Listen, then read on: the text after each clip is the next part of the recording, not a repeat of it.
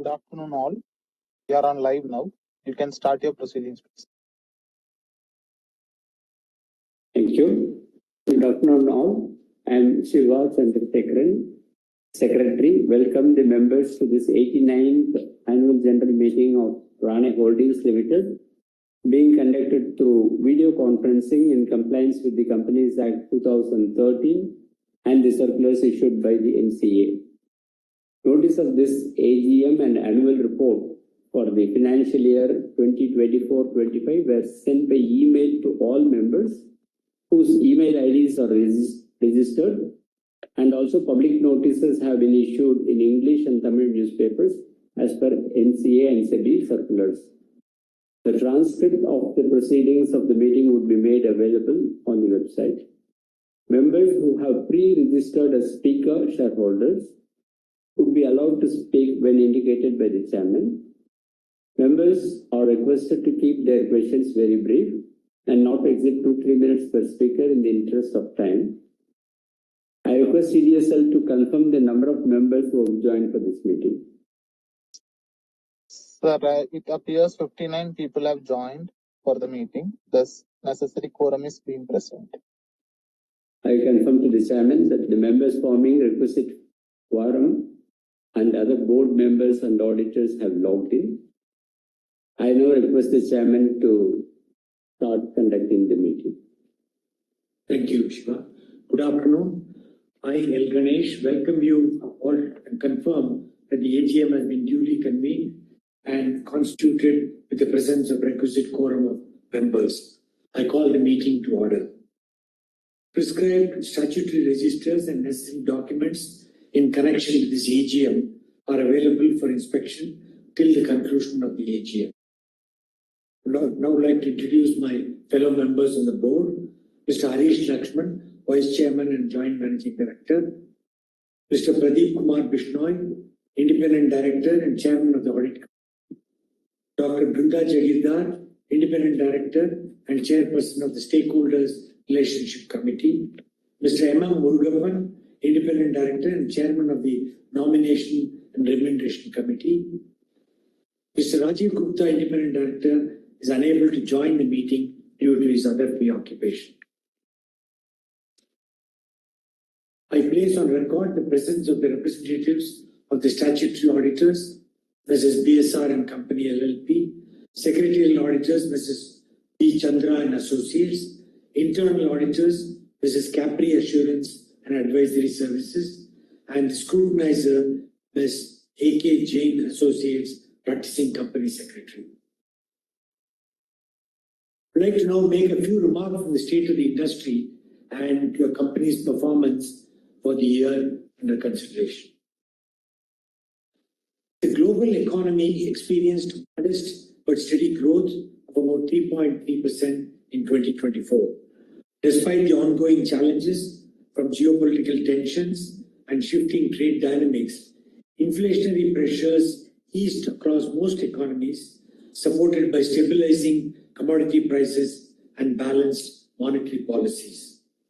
The Indian economy displayed resilience despite the uncertain global environment. The government's continued focus on infrastructure, supply chain localization, and policy support contributed to this positive environment. The global automotive industry, after navigating the pandemic-related disruptions and supply chain constraints, is now adjusting to new challenges like rising costs, changing trade policies, and evolving customer preferences. Although overall vehicle sales have improved in many parts of the world, the pace of growth remains uneven. The Indian automobile industry continued to be a pillar of the country's manufacturing momentum. Supported by rising consumer confidence and increased discretionary spending, the sector remained a significant driver of the economic activity. Turning to the company's performance, the group aggregate sales for FY25 was rupees 7,413 crores. Total revenue consolidated was 4,380 crores as compared to 3,544 crores for FY24, an increase of about 23.6%. EBITDA stood at 346.6 crores for FY25 as compared to 335.6 crores for FY24, recording an increase of 3.3%. Let me share some of the key highlights of the group during the year. A significant milestone this year was the successful completion of the merger of Rane Engine Valve Limited and Rane Brake Lining Limited with Rane Madras Limited, effective April 7, 2025. The merged entity will operate through 5 focused businesses, each aligned with specific product groups and customer segment. The steering and linkage business, light metal casting business, engine components business, brake components business, and the aftermarket product business.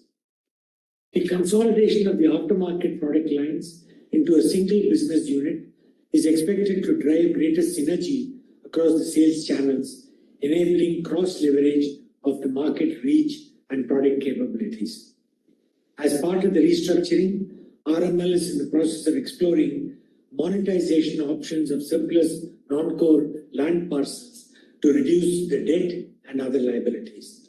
RML received shareholders' approval for this and has already announced one deal on the main Velachery land. Rane Steering Systems Private Limited.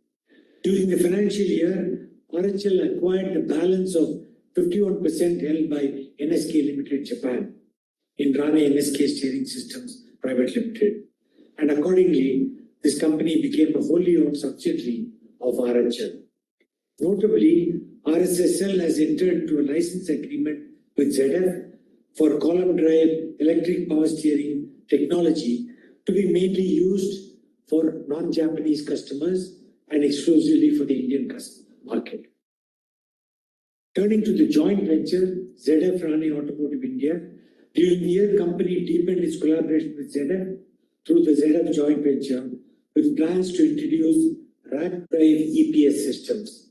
This cements the strengthens the company's position as a full-service steering player across future technologies in the Indian automotive market. Following the global carve-out of ZF's passive safety systems division under the ZF LifeTech brand, the occupant safety division of the JV is proposed to be demerged into a new entity, ZF LifeTech Rane Automotive India Private Limited. This restructuring, subject to regulatory approvals, is aimed at enhancing strategic clarity and operational focus for the occupant safety business. The outlook of the Indian automotive industry remains optimistic and is poised for significant growth, supported by policy stability, improving income levels, and increased infrastructure activity. On the global front, ongoing trade tensions and tariff realignment needs to be monitored very carefully. However, the industry will need to adapt to evolving regulatory frameworks, global trade dynamics, and shifting consumer behavior to maintain sustainable and inclusive growth. Thank you for your attention, and I once again welcome you all to this AGM.